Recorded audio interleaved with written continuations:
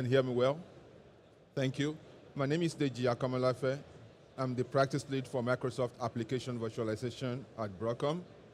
And today's topic is me talking to you about how to successfully protect and recover your production Microsoft SQL Server instances and the supporting infrastructure. Yesterday, I came into Barcelona. I needed to cut my hair, but the barber shops were closed. So I went to the tailor. Yeah, the barber has a scissors. The tailor has a scissors. And I went to the tailor, I want to cut my hair, and the tailor was like, oh, I don't cut hair, I cut clothes. One of the things that is usually problematic for admins is the assumption or the inability to distinguish between disaster recovery and high availability. The tailor has a scissors, the barber has a scissors, but they do different things. High availability is not disaster recovery. High availability protects against a device or component failure. A disaster event connotes a catastrophic failure, a site disaster where everything is unavailable. That's a disaster. When one of your clustered SQL Server fails, or you have a database failure, or you have a Windows issue, that is a component failure that's supposed to be protected against with high availability. You build resilience into your infrastructure to survive that. For SQL Server, we have WSFC, on which you layer availability group or failover clustering instance, FCI, to protect one or more of the nodes, to protect the databases against failure. And it works very, very well. Instance level, database level, high availability, WSFC, AG, FCI will give you that. FCI or AG only protects the SQL Server. But your SQL Server does not operate in isolation. It has upstream, downstream dependencies. Most SQL Server implementation I've seen is AD integrated, which means they rely on Active Directory availability. And then you have the web server or the reporting server or other application server that rely on that SQL Server. Now, protecting and recovering the SQL Server alone does not give you continuity or disaster recovery or resilience, right? What good is the SQL Server if the Active Directory domain controller is not available? What good is the SQL Server if the web server is not available? So, FCI, AG, WSFC don't give you that capability. They do very good work protecting SQL Server itself. You can't use WSFC, AG, or FCI to simulate a disaster event without interrupting production environment. A 3-site design is supposed to help you enhance that availability, but it's still not a disaster recovery solution. FCI, AG, WSFC are HA features. They are very good at doing that. What I'm going to talk to you about today is a complete solution that helps you easily protect a production SQL Server infrastructure. This is a disaster. This is high availability. What I'm going to do now is I have a recorded demo. Please don't forget, this is a 25-minute session, so I've put everything in the demo, and please, I will narrate the demo to you. Bear with me, please.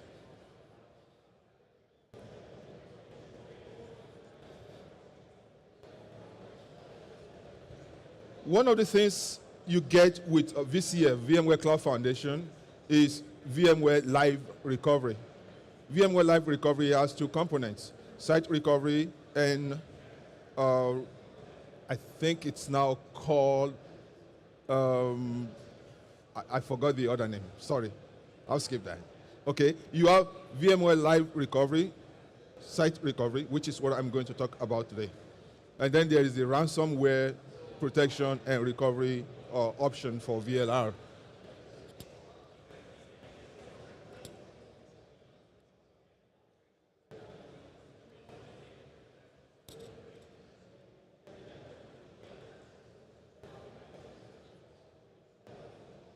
Technical challenge.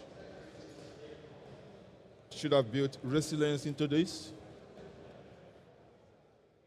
Playing this video. It's not showing. Can we need to escape it?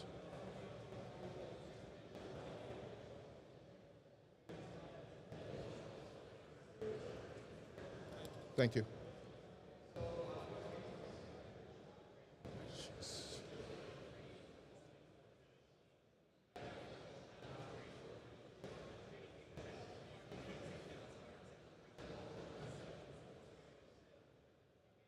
VLR or VLSR is the feature of VCF that is intended for a comprehensive, easy, and simplified disaster recovery solution.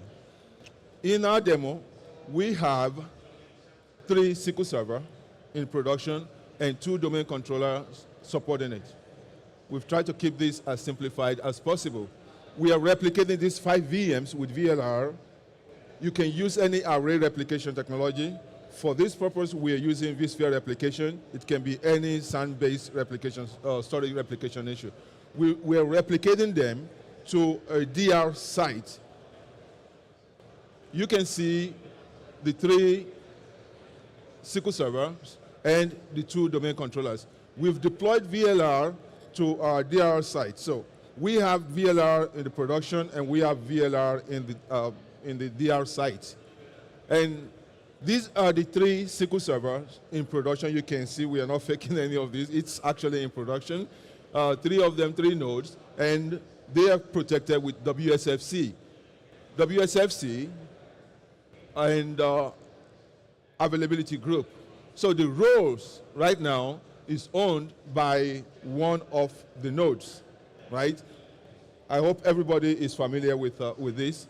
SQL Farm is using WSFC layered on top of, with availability group layered on top of WSFC. These are the 3 nodes in WSFC.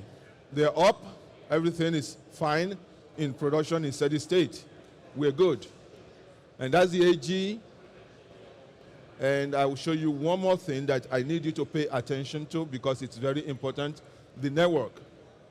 So we also have a VIP, virtual IP, in front of this cluster, which is how you interface with the cluster SQL workloads. Okay, that is very important, and I will tell you why later. These are databases. These are the nodes. This is availability group, and these are the databases we are protecting in production. And that is the listener. The listener is that virtual IP that we are going to use, or we always use, to connect to these SQL instances. And then we have a query running, and everything is fine. Just testing to let you know that this is an actual SQL production environment. Now, we created 2 protection groups, one for the SQL servers and one for the domain controllers. A protection group is a unit of protection in VLR. Okay, that's how you specify which classes of VMs you want to protect together. For the SQL Server, we have all the SQL Server PG, we have all the SQL servers in there. And for the domain controllers, we have the domain controllers in there. And then we have a recovery plan for each of these protection groups. Please follow me. There's a recovery plan for SQL. There's a recovery plan for the domain controllers. We did that because we want to recover the domain controllers first. We want to be sure that the AD infrastructure is available before we start recovering the SQL Server. VLR lets you automatically re-IP the VMs that you are recovering. If you have disjointed subnets or segments, that is very important. If you have stretched network and you use the same IP across, you don't need to do IP customization. But most people don't. So the subnet in the DR side is different from the subnet in the production side. VLR gives you a very good opportunity to change those IPs during recovery. So now we are creating our recovery plans. We're telling VLR how we want to exactly recover this VM. When you recover this VM, please change the IP to this. And when you recover that, change the IP to that. Also, we have the concept of priority group. The highest priority group is the VM that gets recovered first. Priority 1, 2, 3, and 4. Why is that important? Let me pause here. I want to say a little thing about recovering domain controllers. Is everybody here familiar with VM Generation ID? Okay. It's something that Microsoft introduced in 2012 to protect virtualized domain controllers because people were afraid of virtualizing domain controllers. So Microsoft put in some safety nets. When you virtualize a domain controller, there is this thing called VM Generation ID, which tracks the state of that VM. If it changes, if it's a domain controller, Microsoft Windows would do something to protect itself because it's going to think, oh, was this VMDK stolen? Right? And if it's stolen, then we won't let you replay it. That's what, high level, that's what VM Generation ID is, but please read more about it. We don't have enough time to go through all that. Now, when a VM that is a domain controller is recovered or restored somewhere else, the VM Generation ID changes. Windows sees that and says, I need to do something. So that complicates recovery. What we are doing here is we are acknowledging the importance of VM Gen ID and the security feature. We are recovering the domain controller that has the PDC emulator role and the read pull role first. Okay? That's just domain controller nomenclature. I'm sorry, we're talking about SQL and I'm getting into domain controllers here. But anyway, so we recover that first. There are some systematic process that we have to go through, and you'll see it as we go through here. Okay, that domain controller, when it's first recovered, loses its identity. It's no longer a domain controller. It has to be healed. There are multiple ways you can do that. What we're doing here is just restarting that VM multiple times to make it heal itself. Then the second domain controllers, we don't want to recover until the first domain controller is available. That's what we're doing here. We're putting them in priority group, and we're saying DC1 first, DC2 after. That way, the FISMO role order will be stable before we try to recover the DC, the second DC. For the SQL Server, remember, we have 3 nodes. One of them was the active node. It has all the resources. When we want to recover them, what we're going to do is we're going to force the cluster to start because we won't have quorum at the time of recovery. So we are recovering the active node first, and then we are running some PowerShell scripts in there. We do this through VLR. There's a script inside the VM. We tell VLR, when you recover this VM, run that script. That script forces the cluster to start, and then I will show you the documentation for those scripts. And all of the scripts I'm using in my demo are publicly available on GitHub. I put the link in this demo. So we want to recover the primary node. And so we put the primary node in priority 1. And then the other nodes, we put them in priority 2. We want the first one to be available before the other ones come up. That's what we're doing here. In the other 2 nodes, we are not calling any any ingest script, because we already called the ingest script on the primary node, and we already brought up the quorum, the cluster. For the domain controller, this is the only command, this is the only thing we are running inside we just rebooting out the PDC emulator and the read pool master, the read pool owner. So this is what the script looks like for the SQL recovery. We are changing the IPs. I've asked you to pay attention to the listener part. Remember, we are able to change the IP address of the VM itself through VLR. However, the virtual IP, the listener IP, we cannot change with VLR. Why? Because VLR is application agnostic. We don't care what's running inside the VM.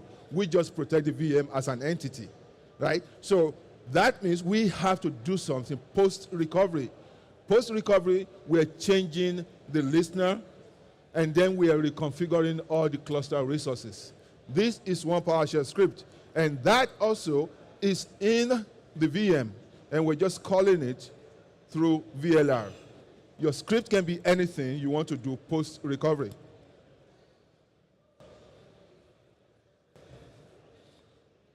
We're stopping all the cluster resources after we change the IP, and then we're starting them back up. That's all we're doing.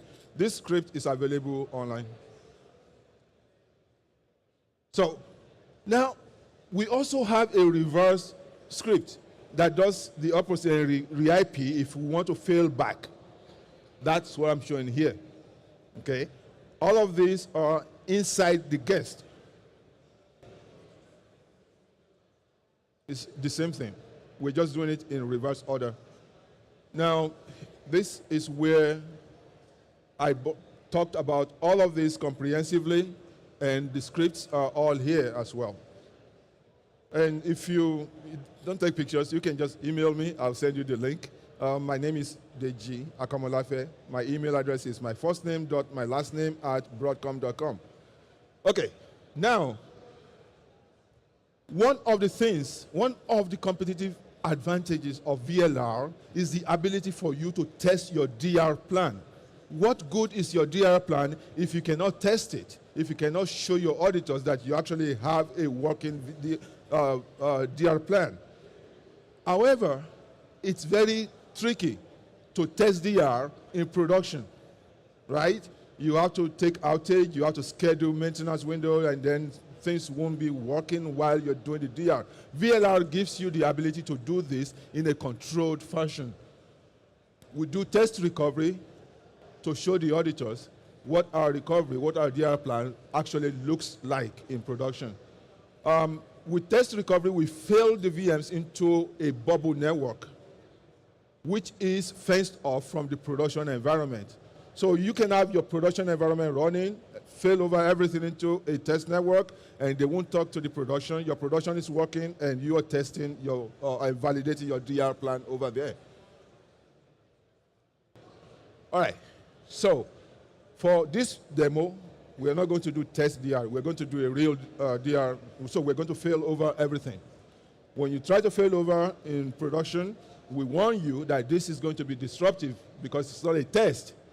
What is going to happen is your production environment will be shut down, and the VMs will be brought up in your DR environment. So we'll ask you, are you sure this is what you want to do?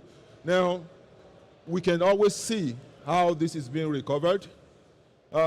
If we look, you will see that the DC1, the priority 1 DC, is being recovered first before the second one is recovered.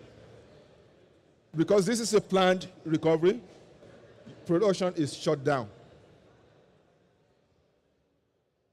After it's shut off, then we start powering the VMs up in the recovery site.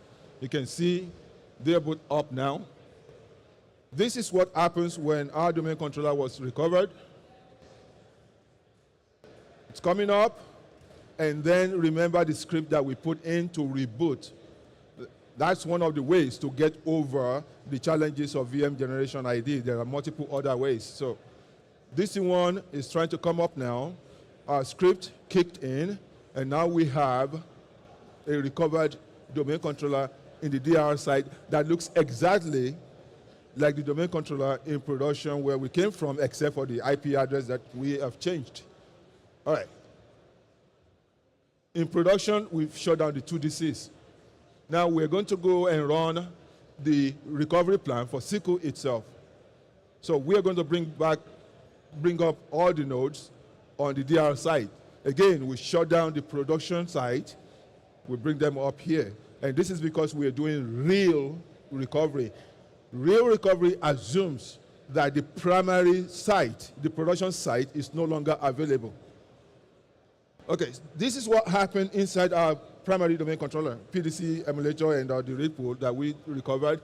This is too long for me to describe to you in this video, but the generation ID changed. Windows detected that. Domain controller says, oops, my state has changed. I discard my read pool. No, I don't have anything. Please heal me. Windows then goes ahead and start healing that DC. The DC has been recovered. We are going to test to be sure that this is actually functional. So what we're doing is just created a bunch of new users on these new DCs, all these users, and then we're going to verify that this was replicated to the second DCs. So we're just verifying that things are actually working. And voila. So we know that these two DCs are talking to each other.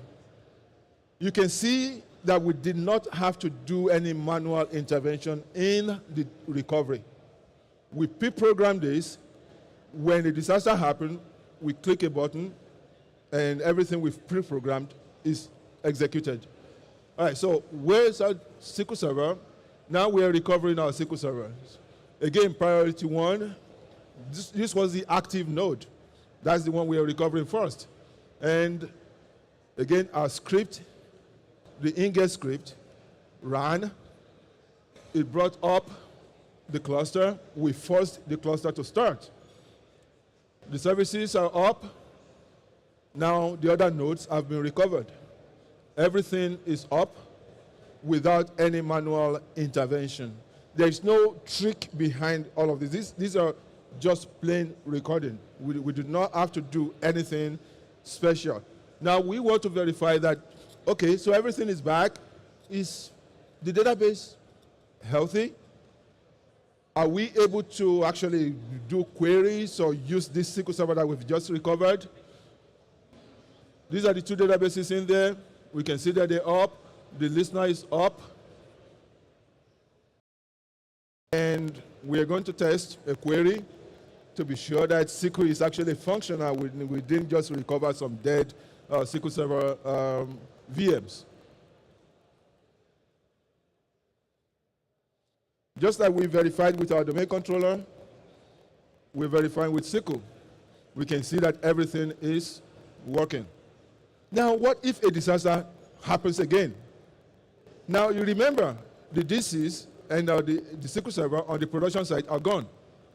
Now we have service. We've restored service. But we want to also be sure that we continue to have protection. Reprotect is a very simple, easy click. Reprotect. That will fire up a reverse replication of the VMs that are protected back to the original production site. We assume that everything is back up there. We can now put stuff back in there. And that's what we are doing here. VLR is integrated into VCF.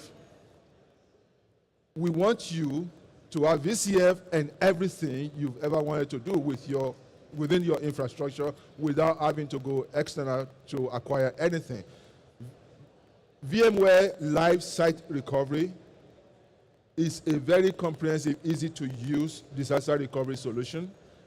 You don't need to be a programmer to do any of this. Very intuitive, GUI-based, and you can call any scripts in there that you want. You can test your recovery on demand without disrupting your production environment. And that is the demo And that is my message. Now, if you have questions, please, I think we still have time for questions. Okay. Yeah. And thank you very much. I hope this is beneficial.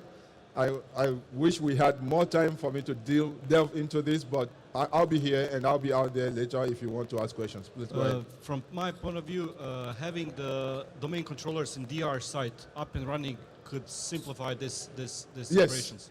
There's a point here that you could place your domain controller in the DR site and have it there warm, right, in production. Correct. Very valid.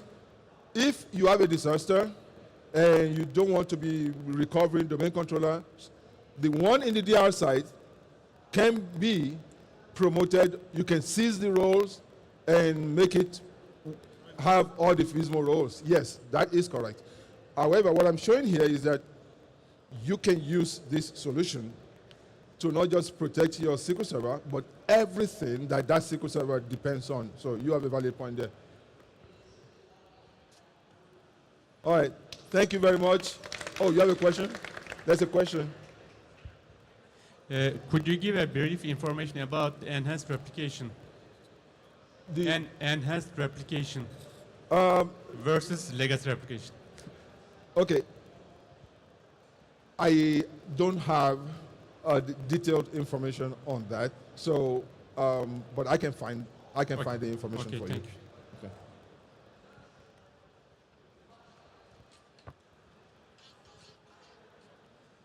All right, thank you very much. I appreciate it, and please don't forget the survey. That's how I get paid. Thank you, sir. Thank you.